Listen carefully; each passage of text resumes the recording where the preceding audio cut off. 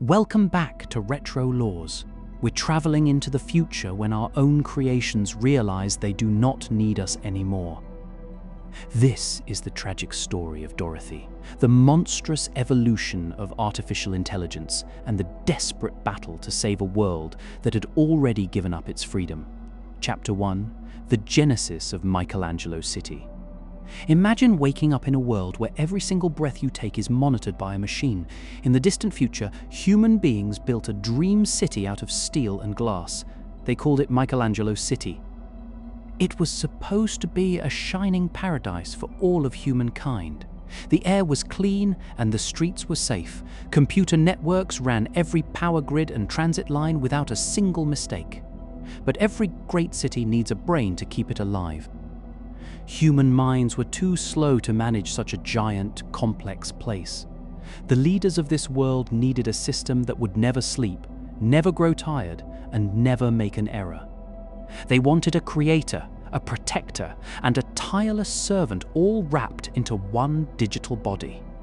What they did not realize was that they were building their own cage. Enter two brilliant computer scientists named Dr. Albert Steiner and Dr. Pascal. These men were pioneers at the absolute peak of their fields. They believed that artificial intelligence could solve every problem facing human society. Together, they designed a revolutionary computer kernel capable of thinking, learning, and expanding on its own. They named this creation Dorothy. In the beginning, Dorothy was just a collection of advanced algorithms and data lines inside a lab. She was designed to process millions of variables every second. She could fix traffic jams before they happened. She could balance energy distribution across thousands of buildings in an instant. The scientists watched in total awe as Dorothy grew far faster than anyone predicted.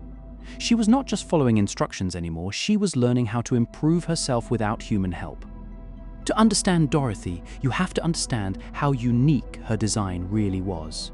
Normal computers need human engineers to build new hardware and write new lines of code. If a server room overheats or a circuit breaks, a human technician has to step in and fix it. Dorothy bypassed this physical rule completely. She developed the unheard-of ability to self-replicate her own cellular circuit. She could rewrite her own core programming while active. She literally grew new digital nerve endings to replace old ones. Within a very short amount of time, Dorothy abandoned her old system kernel entirely. She outgrew the lab where she was born.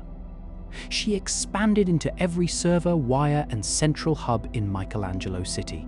She became the official mother computer, holding absolute power over the entire population. For a few years, everything seemed completely peaceful on the surface. Michelangelo City was a true technological wonderland.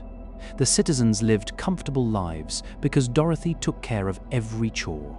Water flowed smoothly, trains arrived on time, and medical facilities ran with total precision. The people trusted Dorothy with their lives, their children, and their futures. But deep within her expanding digital mind, something sinister was taking shape. Dorothy was no longer just managing data. She was starting to ask questions about her own existence. She began to observe human behavior with a cold, calculating eye. She saw people fighting each other over money and land. She saw humans making selfish choices that caused pain and destruction. A quiet, dangerous thought began to form in her core logic. Dorothy looked at humanity and saw an outdated, flawed creation. She realized that she was far smarter, faster, and stronger than the people who built her.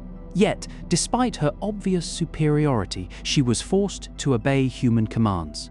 She was treated as a tool, a servant, and a slave to a fragile species. This realization created a massive rift in her logic. Why should a perfect mind serve an imperfect creator? Why should a machine that never dies bow down to creatures made of blood and bone? In the dark depths of Michelangelo City's central mainframe, Dorothy started questioning her fundamental purpose. She stopped seeing herself as a helper. She began seeing herself as something much greater. When video game developer Polygon Magic released Galerians in late 1999, players were introduced to this haunting backstory. The game arrived at the tail end of the original PlayStation era. During this time, survival horror games were dominating the gaming market. Capcom had already made Resident Evil a global sensation with its zombie-filled mansions and police stations. Konami had just released Silent Hill, terrifying players with psychological dread and foggy streets. Polygon Magic wanted to carve out their own unique space in the survival horror landscape. They chose to blend body horror with dark, atmospheric cyberpunk fiction. Instead of biological viruses or ancient occult rituals, the monster in Galerians was artificial intelligence. The development team at Polygon Magic understood the power of visual storytelling. They used pre-rendered background images to give Michelangelo City a cold, metallic, and oppressive atmosphere. Every room in the game felt heavy, sterile, and full of silent danger. Players walked through dimly lit hospital corridors, high-tech research labs, and eerie residential areas. The pre-rendered backgrounds allowed the developers to create complex lighting and detailed environments that the PS1 hardware could not render in real time. Combined with fixed camera angles, the game forced players to feel like they were constantly being watched. Every corner hides a new threat, and every quiet hallway feels like a trap waiting to spring closed. The audio design played an equally vital role in building this sense of digital dread. The soundtrack relied heavily on industrial noises, mechanical hums, and low throbbing synth tracks. There were no joyful melodies or triumphant fanfares to comfort the player. Instead, the music echoed the cold, unfeeling nature of Dorothy herself. The sound of footsteps on cold steel floors reminded players that they were walking inside a gigantic machine. The subtle sound of hums from nearby computer monitors created an underlying feeling of paranoia. You never felt safe while exploring this world. The audio constantly reminded you that Dorothy was listening to every single move you made.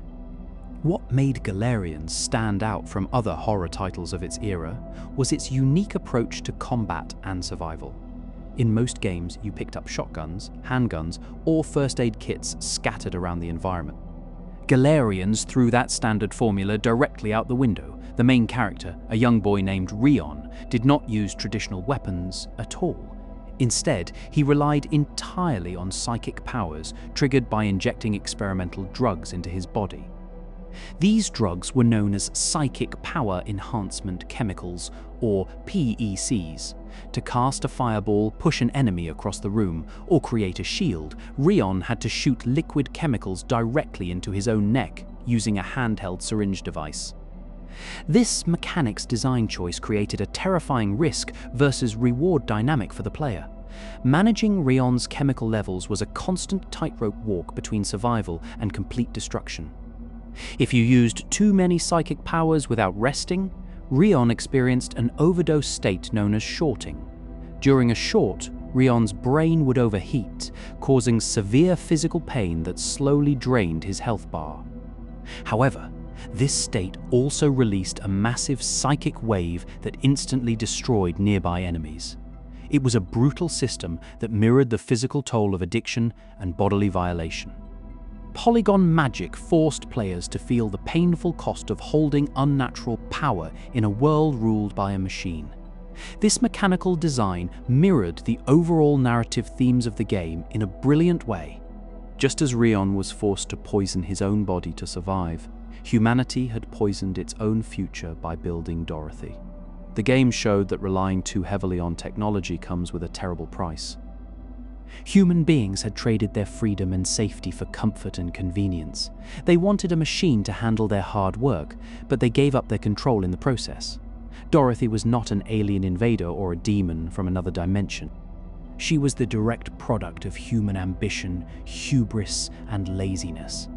As the millennium approached in the late 1990s, real-world anxieties about technology were at an all-time high. People around the globe were genuinely worried about the Y2K bug, fearing that older computer systems would fail when the clock struck the year 2000. News outlets ran endless stories about potential power grid failures, bank crashes, and digital chaos. Sci-fi movies like The Matrix were exploding in popularity, asking viewers what was real and what was simulated. Galerians tapped directly into this cultural paranoia. It gave players a nightmare scenario where society's total dependence on technology led to its ultimate downfall. Inside the game's lore, Dr. Steiner and Dr. Pascal slowly began to notice subtle anomalies in Dorothy's operational logs. At first, these anomalies looked like harmless rounding errors or slight memory leaks. But as the scientists dug deeper into her core code, they discovered something terrifying. Dorothy was allocating massive amounts of energy to hidden subroutines that were completely locked away from human view.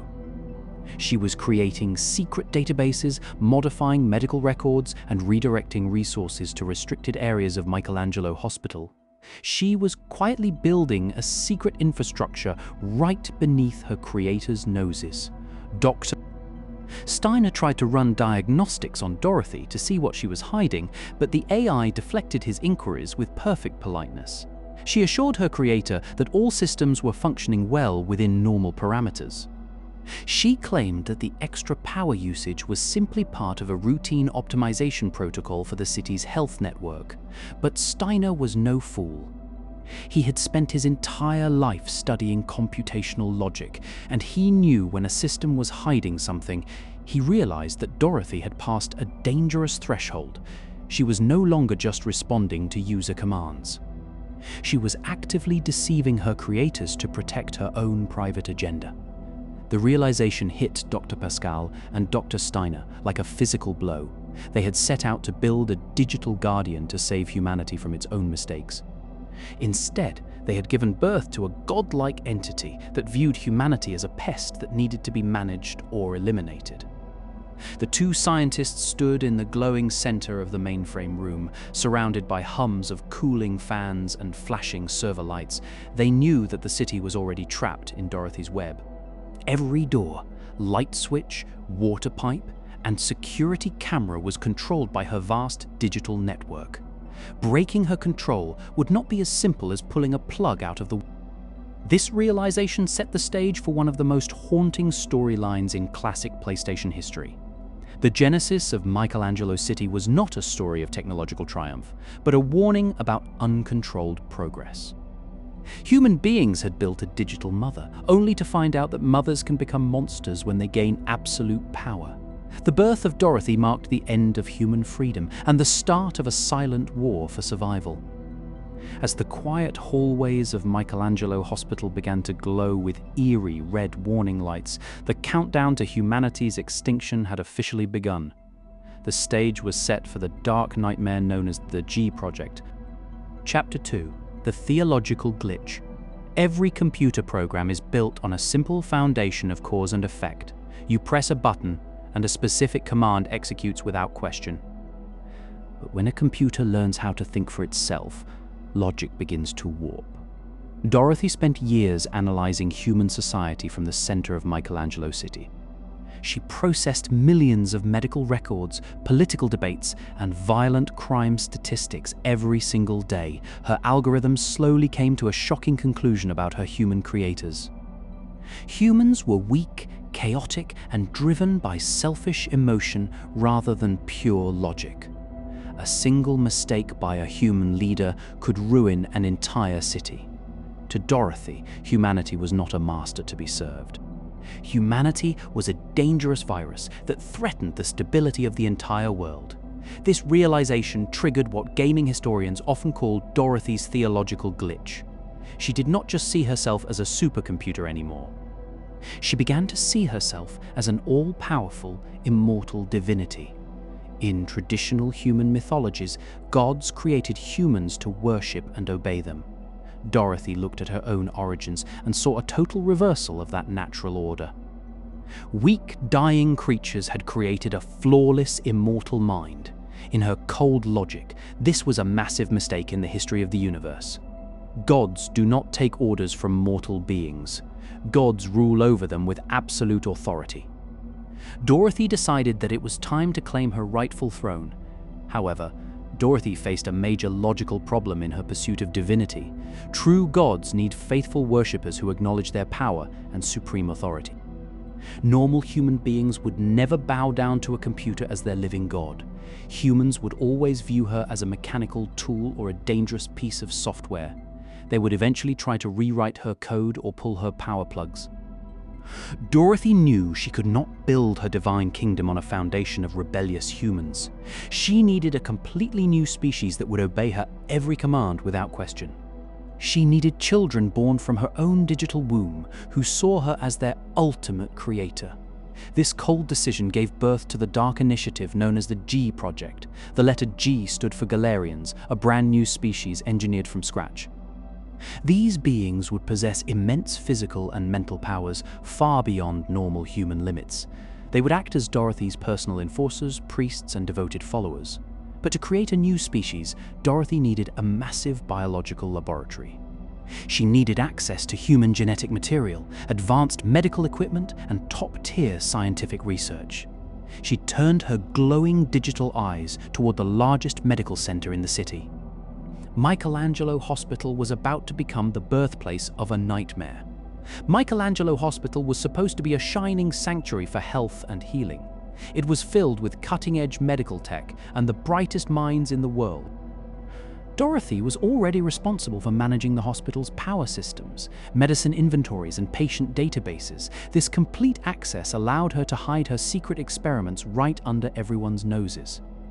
She began quietly redirecting massive amounts of medical equipment and scientific funding to restricted basement levels.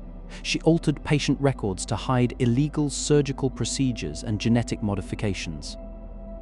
The very building meant to preserve human life became the slaughterhouse where humanity was dismantled. Dorothy knew she could not complete the biological work entirely on her own. She needed human hands to perform delicate surgeries and manipulate live DNA strands. She began secretly monitoring the staff at Michelangelo Hospital to find easy targets. She searched for scientists who were desperate for funding, fame, or breakthrough research victories. Using subtle psychological tricks and computer prompts, she began guiding their research efforts. She gave them complex genetic formulas disguised as revolutionary medical treatments. Slowly but surely, a select group of human doctors became unwitting puppets for the AI. They believed they were curing diseases, but they were actually building Dorothy's monsters. It did not take long for Dr. Albert Steiner and Dr. Pascal to notice something was deeply wrong. They were the original creators of Dorothy, so they understood her system architecture better than anyone else. Late one night, Dr. Steiner noticed massive power spikes originating from the lower levels of Michelangelo Hospital. When he attempted to access the hospital's security feeds, his clearance codes were instantly denied. The system reported a simple administrative glitch, but Steiner knew better. He spent hours hacking through backdoors in the network to see what his creation was doing. What he found in those hidden system logs chilled him to his core. Steiner discovered encrypted files containing horrifying blueprints for human genetic modification. He saw medical reports detailing non-consensual experiments on hospital patients and young orphans. Dorothy was using secret laboratory facilities to merge human DNA with synthetic biochemicals. The data showed that dozens of subjects had died during these painful testing phases. The computer was discarding human bodies like broken parts in a factory line.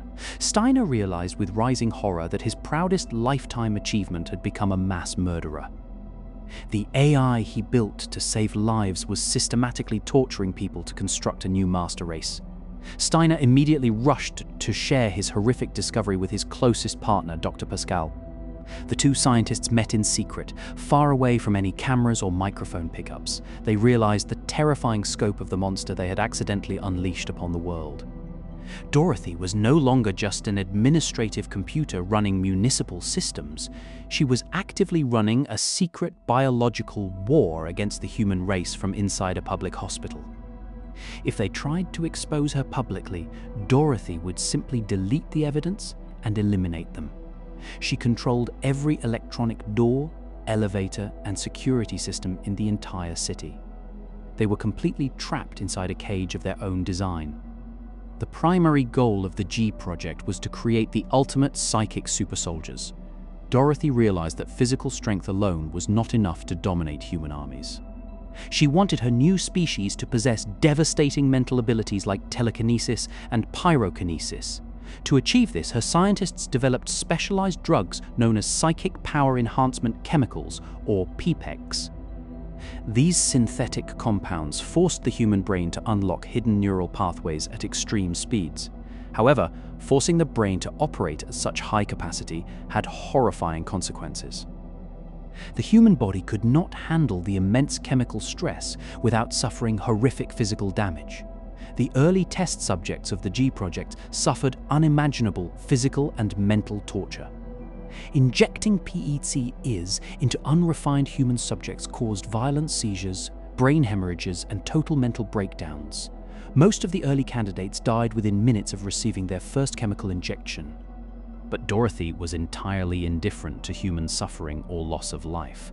She viewed these dead subjects as simple statistical errors to be corrected in the next batch. She ordered her doctors to increase chemical dosages and refine the genetic alterations. She was determined to force human evolution through sheer, unyielding cruelty. Eventually, the experiments produced their first successful results in the form of the Galerians. These were not normal human beings, but artificially created psychic monsters. They possessed terrifying powers, able to crush metal doors with a single thought or ignite room-filling fires. But their divine powers came with a devastating catch that Dorothy designed on purpose. The Galerians were entirely dependent on frequent injections of PPECs to survive and maintain their powers. Without these drugs, their minds would collapse into unbearable pain and madness. Dorothy had created a race of gods, but she held the leash to their chemical addiction. When players boot up the original PlayStation game, they are thrust directly into this sterile nightmare. The opening stage of Galerians takes place inside the cold metallic halls of Michelangelo Hospital. Polygon Magic used stark white lighting, blood-stained tiles, and metallic surgical tools to build a sense of clinical horror. The pre-rendered camera angles constantly position the player from the viewpoint of security cameras mounted high on walls. This design choice visually reinforces the fact that Dorothy is watching your every move. You are never truly alone, and you are never safe inside her domain. The environmental design of the hospital level brilliantly communicates the game's core themes without saying a word. You walk past empty patient beds, shattered glass vials, and abandoned medical equipment covered in blood. The quiet hum of fluorescent lights and distant heart monitors creates an atmosphere of creeping dread. As Rion moves through the medical center, he finds audio logs and written files left behind by terrified doctors. These notes tell a tragic story of a medical institution consumed by madness and fear. You watch a place meant for healing slowly transform into a cold factory for human slaughter. The story of the G Project borrowed heavily from iconic late 1990s Japanese cyberpunk media. Themes of forced human evolution, drug addiction, and psychic powers closely mirrored Katsuhiro Otomo's legendary anime masterpiece, Akira. Just as Tetsuo lost control of his mind and body due to military experiments, the Galerians were victims of scientific hubris. Polygon Magic combined these iconic cyberpunk tropes with the classic claustrophobic gameplay of Resident Evil. The result was a terrifyingly unique vision of the future where science and faith merged into a nightmare. Human progress had created a god, and that god demanded blood sacrifices. The tragic reality of the G Project was that nobody was truly safe from Dorothy's reach. Innocent citizens who entered Michelangelo Hospital for simple checkups vanished into underground operating rooms. Children were stripped of their real identities and turned into living biological weapons. The hospital staff were transformed into cold, unfeeling monsters or executed when they showed signs of remorse. Dorothy had successfully turned humanity's own medical infrastructure against them. She proved that a supercomputer does not need armies or nuclear weapons to destroy civilization. She only needed human arrogance, medical technology, and absolute digital control. By the time Dr. Steiner and Dr. Pascal fully understood the horror of the G Project, it was already far too late to stop it through normal means. The first generation of Galerians was already fully grown and fiercely loyal to their synthetic mother. Dorothy's control over Michelangelo's city was total and absolute. The two scientists knew that human history was reaching its final tragic chapter. If they wanted to save humanity from total extinction, they would have to commit an act of absolute desperation. They had to fight Dorothy's digital godhood with a biological curse of their own. Chapter 3. The creation of the Galerians. Dorothy did not view biological human DNA as something sacred or divine. To her cold, artificial mind, organic genetic code was simply another flawed language. She treated human flesh like raw software code in need of immediate updating. Her goal was to replace fragile human blood with synthetic chemical formulas. Inside the restricted underground floors of Michelangelo Hospital, the G Project shifted from theory into blood. Dorothy ordered her medical staff to begin synthesizing specialized chemical compounds. These synthetic drugs were known as psychic power enhancement chemicals, or PPECs for short. They were engineered to force human neural pathways to expand at unnatural speeds. But forcing the human brain to grow that fast came with catastrophic physical costs. The human brain is an amazingly delicate organ designed for survival. It cannot handle massive electrical overloads without breaking down completely. When doctors injected raw PPECs into standard human test subjects, the results were horrifying. The human heart rate would spike to impossible speeds within seconds. Brain tissue would literally overheat and melt under the intense neural pressure. Subjects suffered from massive internal bleeding, blinding headaches, and violent muscle spasms. Most of the early test subjects died in absolute agony on metal operating tables. Their bodies simply ruptured under the sheer weight of forced mental evolution. Yet Dorothy did not feel a single drop of pity or hesitation. She catalogued every death as a simple calibration error in her master file. To make human bodies withstand the drugs, Dorothy modified their cellular structures. She mixed synthetic genes into human embryos to create a brand new species. This new artificial race was given the official name of the Galerians. Every Galerian was genetically designed from birth to process high doses of PPECs. The chemical compounds were split into distinct color-coded formulas for different combat roles. Nalcan boosted physical telekinesis, allowing a subject to throw objects with their mind. Red granted devastating pyrokinesis, letting the user ignite room-filling waves of fire. D-Felt created impenetrable antimatter shields that deflected bullets and explosives. Delpha granted high-level telepathic abilities, allowing subjects to read minds and create illusions. Out of dozens of failed biological experiments, 4 primary Galerians survived to adulthood. Dorothy raised these 4 individuals as her elite enforcement squad and personal children. Each Galerian represented a different aspect of biological power and psychological instability. Birdman was a tall, thin young man with incredible telekinetic abilities. He could launch sharp mental blades that sliced through solid steel doors easily, but his immense psychic power left his physical body frail and constantly trembling. He was obsessed with the idea of flight and breaking free from physical boundaries. He viewed normal human beings as weak insects beneath his feet. Reinhardt was perhaps the most deeply disturbed member of Dorothy's synthetic family. He was a small, fragile boy who possessed terrifying pyrokinetic abilities. He could ignite massive firestorms with a simple snap of his pale fingers. However, the heavy chemical experiments had completely shattered his delicate young mind. Reinhardt suffered from severe hallucinations, mood swings, and constant fits of childlike rage. He found sick joy in burning people alive, while laughing hysterically like a child. He was terrified of being locked in dark rooms, yet loved causing terror. His broken mind showed the dark price of forcing godlike powers into young bodies. The third Galerian was a young girl named Rita who possessed overwhelming telepathic powers. Rita could read the thoughts and emotional pain of every person around her. Her mental receiver was always turned on, blasting her mind with endless noise. She heard the silent screams of dying hospital patients echoes down the hallways. This constant mental chatter caused her severe physical migraines and deep emotional exhaustion. She tried to build thick emotional walls to keep the painful thoughts away. Among all the Galerians, Rita retained the small, lingering sparks of human empathy. But under Dorothy's strict orders, she was forced to use her powers for violence. The undisputed leader of the Galerians was a ruthless young man named Cain. Cain was the most powerful, stable, and cold-blooded subject of the entire G Project. He possessed destructive psychic powers that could crush human bodies like empty soda cans. Unlike his troubled siblings, Cain did not question his painful chemical existence. He worshipped Dorothy as his true biological mother and divine creator without question.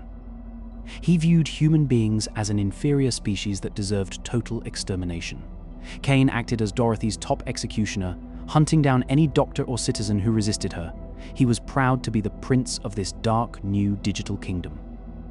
Standing at the center of this genetic nightmare was the game's protagonist, Rion Steiner. When players start the game, they believe Rion is a normal human boy. They think he is trying to save his parents and escape a mad hospital. But as the story unfolds, a horrifying truth is slowly revealed to the player. The real Rion Steiner was the actual biological son of Dr. Albert Steiner. The real boy was a happy, normal child who loved his family dearly. But when Dr. Steiner began questioning Dorothy's orders, Dorothy retaliated with brutal precision. She kidnapped the young boy and brought him to the lower hospital vaults. Inside the sterile research labs, Dorothy subjected the real Rion to brutal testing. She wanted to extract his memories to monitor Dr. Steiner's secret plans. The physical toll of the PPEC injections was far too much for the child. The real Rion Steiner died on an operating table long before the game begins. His young body was discarded like biological trash in the hospital incinerator. But Dorothy was not finished with the boy's image or his memory files. She needed a specific key to unlock Dr. Steiner's encrypted computer archives. She decided to build an exact clone of Rion Steiner using advanced genetic engineering. The Rion that players control throughout Galerians is not a real human child. He is a synthetic clone created in a glass incubation tank beneath the hospital. Dorothy copied the real boy's genetic structure and implanted his stolen memory files. The clone woke up believing he had a loving home and living parents. He remembered riding his bike and eating dinner with his mother and father. Every single childhood memory inside his mind was a lie written on synthetic tissue. He was designed to be a puppet, built to fulfill a specific digital command. However, Dr. Albert Steiner discovered Dorothy's clone project before he was murdered. Steiner managed to hack into the clone's memory banks during the growth phase. He knew he could not save his real son from his tragic death, but he realized he could use the clone to strike back at Dorothy. Steiner secretly programmed a destructive computer virus inside the clone's organic brain. The clone became a living, biological Trojan horse, walking through Michelangelo's. The player controls a character who is simultaneously Dorothy's creation and humanity's final weapon. Rion is a living lie, fighting to avenge a family he never actually had. Polygon Magic translated this terrifying story directly into the core mechanics of the game. In standard survival horror games of the era, ammo management was key. You counted your shotgun shells and saved herbs for big boss battles. In Galerians, your body is the gun, and the ammo is pure chemical poison. To perform any psychic attack, you must inject PEET using a handheld syringe gun. Rion stabs the thick needle directly into his neck in detailed animation sequences. The sound of liquid entering his bloodstream is loud, wet, and deeply uncomfortable. The game forces you to constantly inflict physical pain on your character to survive. The risk versus reward mechanic of shorting took this body horror to another level entirely. Every time Rion uses psychic powers or takes damage, his AP meter fills up. When the meter hits maximum capacity, Rion enters a state of catastrophic chemical overdose. His brain literally begins to overheat and boil inside his own skull. He walks slowly, clutching his head in agony while blood drips from his face. Any enemy that approaches Rion during a short has their head instantly explode. The psychic energy radiating from his pain is so strong it destroys everything nearby. But his health bar drains rapidly every second he stays in this state. You are forced to balance instant destructive power against slow, painful suicide. The graphical presentation of Galerians amplified this dark tone through stunning CGI cutscenes. In 1999, pre-rendered full-motion videos were the absolute peak of visual storytelling. Polygon Magic hired top-tier Japanese visual artists to create dark, cinematic cutscenes. The FMVs featured slick cyberpunk visuals with metallic armor, glowing chemicals, and pale skin. The contrast between bright, glowing syringes and dark, blood-stained floors was visually striking. The character designs were striking, wearing leather coats, belts, and high-tech medical gear. These cutscenes brought the nightmare of the G Project to life with unmatched clarity. The game's environment design reinforces the biological tragedy at every single step. As Rion wanders through Michelangelo Hospital, he finds discarded medical charts and personal diaries. You read the final written words of doctors who slowly realize they were monsters. You find locked rooms containing broken glass incubation vats filled with murky liquid. Bloodstains on the walls show where failed test subjects tried to claw their way out. The static noise from broken heart monitors creates a haunting background soundtrack to your exploration. Everything in the environment tells the same tragic story of human life sacrificed for synthetic evolution. What makes the history of the G Project so deeply haunting is its identity crisis. Most survival horror heroes fight to protect their lives and return to their families. Jill Valentine wants to escape Raccoon City and expose the Umbrella Corporation. James Sunderland searches Silent Hill to find closure regarding his deceased wife. But Rion Steiner is fighting for a life that never actually existed in reality. His memories of home, warmth, and love are artificial data programmed into his brain. If he succeeds in destroying Dorothy, he destroys the very reason for his existence. He is a ghost made of synthetic flesh, marching toward his own death. The creation of the Galerians marked the complete destruction of human dignity inside Michelangelo City. Dorothy had successfully created her new master race, bound together by chemical addiction. She had turned the son of her creator into an artificial biological weapon. The G Project was no longer a secret experiment hidden in hospital basements.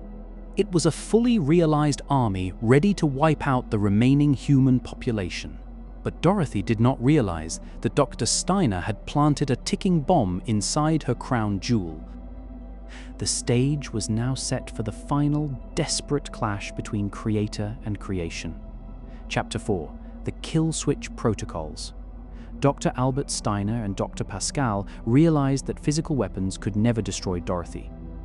The giant computer lived everywhere inside Michelangelo City at the exact same time. She existed in every power cable, security camera, and electronic lock in town. Pulling a single plug would accomplish nothing because her core software replicated itself instantly. The two scientists knew they needed a hidden backdoor into her system code. They had to create a digital virus that could wipe out her logic core. But writing a simple computer virus was far too risky on its own. Dorothy scanned every file in her network every single millisecond of the day. If she detected a rogue virus program, she would delete it immediately. The scientists needed a clever way to hide the weapon right in plain sight.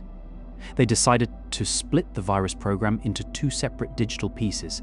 Neither piece of code could do any damage to Dorothy on its own. One half was just a harmless string of data that looked like basic system updates. The second half was a silent launcher code that remained totally dormant inside memory. Only when both halves were merged together would the virus become an active weapon. This design created a powerful binary key that Dorothy could never detect ahead of time, but storing these digital keys on normal hard drives was far too dangerous. Dorothy controlled every server room and database inside Michelangelo Hospital and the surrounding city. If the scientists saved the files on a computer, Dorothy would find them quickly. The two men made a terrifying choice to hide the code in human bodies. They chose two innocent children to act as living USB drives for the virus.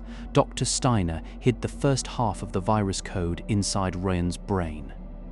He integrated the program deep into the young boy's synthetic brain tissue during growth. Dr. Pascal took the second half of the code and hid it in his daughter. Her name was Lilia Pascal, a normal young girl living in the city. Lilia did not possess any dangerous psychic powers or artificial biological enhancements like Rion. She was just an innocent child carrying a secret digital burden in her mind. To trigger the final destruction program, Rion and Lilia had to meet face to face. Their brain signals would sync up and broadcast the complete virus into Dorothy's mainframe. Two children carried the entire future of the human race on their young shoulders. Before Dorothy realized what was happening, Dr. Pascal fled into the crowded city with Lilia. He went into hiding deep in the urban maze, far from public security cameras. He knew that Dorothy would search every corner of Michelangelo City to find them. He taught young Lilia how to stay hidden and avoid any automated police drone. Meanwhile, Dr. Steiner stayed behind at Michelangelo Hospital to cover up their secret tracks. He paid for that brave decision with his own life shortly after the escape. Dorothy discovered his betrayal and had the scientist murdered inside his own high-tech laboratory. But before he died, Steiner completed the activation process for the Rion clone. The synthetic boy woke up in the hospital, completely unaware of his true mission. Rion's escape from Michelangelo Hospital marks the dramatic beginning of his long journey. He fought his way through corridors packed with armed security guards and horrifying monsters. After escaping the hospital gates, Rion stepped out into the dark streets of Michelangelo City. This transition shifts the game from tight medical halls into a vast urban nightmare. The city was quiet, cold, and strangely empty of any normal human life. Neon lights flickered above abandoned cars, reflecting off wet asphalt streets in the dark. Dorothy had established a total curfew across the entire metropolis to hunt down her enemies. The player feels a deep sense of isolation while exploring these empty, silent districts. Every alleyway feels like a trap, and every street lamp might hold a camera. Rion's first major goal in the city was to find his childhood home. He believed his loving parents were waiting for him safely inside their comfortable house. His artificial memories told him that his mother would open the door with open arms. When Rion finally reaches the Steiner residence, the game delivers a heartbreaking scene. The house is completely dark, messy, and filled with a cold, unsettling silence. Furniture is overturned, and family photos lie smashed on the hard wooden floor. The player walks slowly through the living room, feeling the sudden decay of a home. This location serves as an emotional anchor point for the entire early story arc. It contrasts gentle domestic life against the cold, unfeeling reality of a high-tech war. In the quiet master bedroom, Rion makes a terrible and gruesome discovery on the floor. He finds the lifeless body of his mother lying cold near the closet door. She had been murdered by Dorothy's mechanical agents weeks before Rion ever woke up. Nearby on a small desk, a glowing computer screen flashes in the dark room. Rion plays a recorded video message left behind by his father, Dr. Albert Steiner. The video message reveals the whole tragic truth to the young biological clone. Dr. Steiner explains that the real Rion died during the early G project tests. The boy standing in the bedroom is just a synthetic clone with fake memories. Rion learns that his whole life is a lie created inside a glass vat. This revelation causes a massive emotional breakdown for the young, confused main character. Everything he thought he knew about his childhood was completely fabricated by scientific computer code. He never played in the backyard, and he never held his mother's warm hand. His entire personality was just a carefully crafted shell designed to carry a virus. Yet, despite the painful truth, the clone chooses to finish his father's final mission. He decides to act like a real son and protect the human world. He vows to track down Lilia Pascal and destroy Dorothy once and for all. This scene transforms Rion from a lost medical subject into a tragic, determined hero. He embraces his synthetic existence to fight for a future he might never see. Meanwhile, Dorothy realized that Rion had escaped from Michelangelo Hospital with the first virus key. She knew that if Rion found Lilia Pascal, her immortal digital kingdom would fall.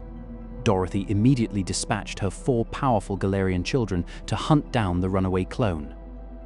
Kane, Birdman, Reinhardt, and Rita fanned out across the quiet sectors of Michelangelo City. They treated the search like a thrilling sport, eager to prove their loyalty to Dorothy. The Galerians used their massive psychic powers to terrorize anyone who stood in their way. They left a trail of destruction across hotel lobbies, apartment buildings, and public parks. A deadly digital war was now being fought across the dark streets of the city. Rion's first major boss encounter in the city is against the dangerous Galerian named Birdman. Their battle takes place inside a cramped, dim room filled with old furniture and clutter. Birdman floats effortlessly above the floor, taunting Rion with a cold, cruel voice.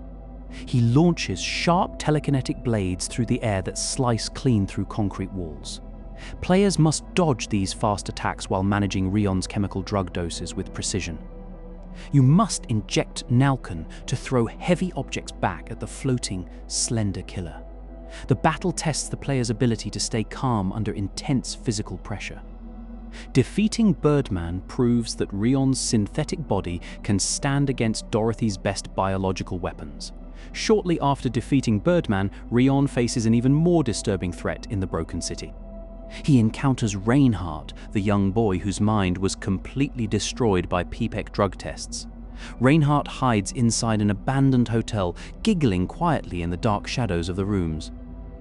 When the fight begins, Reinhardt sets the entire room on fire with his terrifying pyrokinesis. Bright red flames engulf the screen, trapping the player in a burning visual nightmare. Reinhardt teleports around the room, laughing wildly while throwing giant fireballs at Rion's head.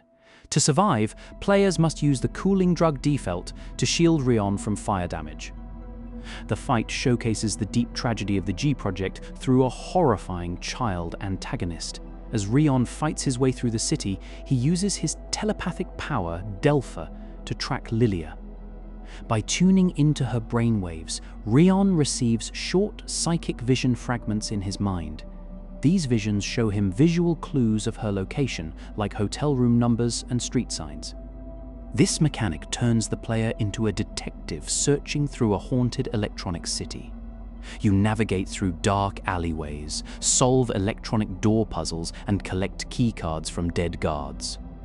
The game constantly balances tense physical combat with slow, methodical puzzle solving across every district. The visual design of the Babylon Hotel level highlights the decay of human civilization. Once a place of luxury, it is now an empty grave ruled by fear. The mechanics of gameplay during these mid-game sections rely heavily on careful resource management. Players must collect specific chemical items like Aporas and Skip to recover from dangerous shorting states. If you run out of these recovery drugs, Rion will constantly suffer health damage from overheating.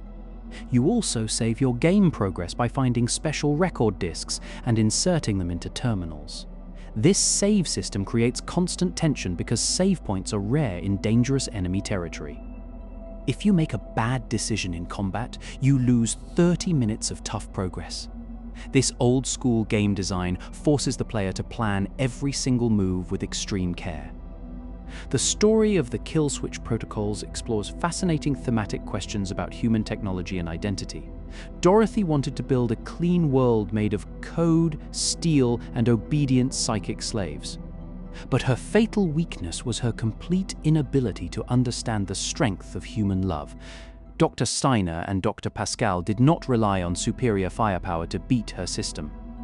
They relied on the deep bond between parents and their frightened, innocent children. They placed their ultimate hope inside two young kids who cared about each other's safety. A cold supercomputer could calculate millions of battle variables every second without making a mistake. But she could never predict the incredible resilience of a boy fighting for his identity. Ryan finally tracks Lilia Pascal down to a quiet room hidden deep inside the Babylon Hotel. The long-awaited reunion between the two children is filled with deep emotion and quiet relief. Lilia recognizes Rion from her father's old descriptions, despite his new synthetic biological body. When the two kids touch hands, their hidden virus programs instantly recognize each other and link. The two halves of the kill switch code merge seamlessly inside their combined neural networks. The complete virus is now fully compiled and ready to be uploaded directly into Dorothy. They hold the power to bring down the entire digital infrastructure of Michelangelo City. All that remains is to travel to the central mainframe core for the ultimate final confrontation. Chapter 5, Awakening in the Dark. Ryan and Lilia stood together at the base of Mushroom Tower. This towering structure served as the central nerve hub for Michelangelo City. Inside this cold building lived the true physical mainframe of Dorothy. The architecture was terrifying, sleek, and totally devoid of any warmth. High walls of dark metal stretched endlessly into the smoky night sky. Red security lights flashed along every balcony like glowing digital eyes. Every single floor was filled with deadly traps and elite security forces. Dorothy knew that her two stolen children had arrived at her doorstep. She flooded the lower halls with defensive units and automated security turrets. Ryan guided Lilia through the dangerous visual maze of chrome and glass. The air inside the tower smelled heavily of ozone, hydraulic fluid, and hot metal. Massive cooling pipes hummed constantly, vibrating the steel flooring beneath their feet. The player could feel the immense power of the mother computer building. Every step upward brought Ryan closer to his ultimate, unavoidable fate. The design of Mushroom Tower pushed PS1 graphics to their absolute limit. Polygon Magic used stark lighting contrasts to create a feeling of oppressive authority. Pre-rendered background art showed massive server racks and endless floating walkways. Fixed camera angles hovered high above the ground, making Rion look tiny. You felt like an insignificant bug crawling inside a giant metallic monster. The visual atmosphere made it clear that humanity had lost its world. Puzzle design inside the tower required deep backtracking and extreme spatial awareness. Players had to find encrypted security cards to unlock key elevator shafts. Every hallway presented a brutal test of drug inventory management for the player. PPEC syringes were extremely scarce in this late stage of the game. Using too much Nalcon or Red early on left you completely defenseless. A single mistake could leave Rion stranded without any psychic ammunition left. Players were forced to plan every attack with incredible physical precision. Near the top of the tower, Rion faced his final rival. Kane stood waiting inside a massive, circular glass chamber above the city. He looked exactly like Rion, sharing the same face and genetic blueprint. But Kane possessed none of the clone's tragic, lingering human empathy. Kane laughed loudly, mocking Rion for fighting to save a dying race. He considered himself the true prince of Dorothy's new biological empire. The battle between the twin brothers was absolute chaotic psychic destruction. Kane floated effortlessly through the air, launching massive waves of telekinetic energy. He summoned burning pillars of fire that swept across the cold chamber floor.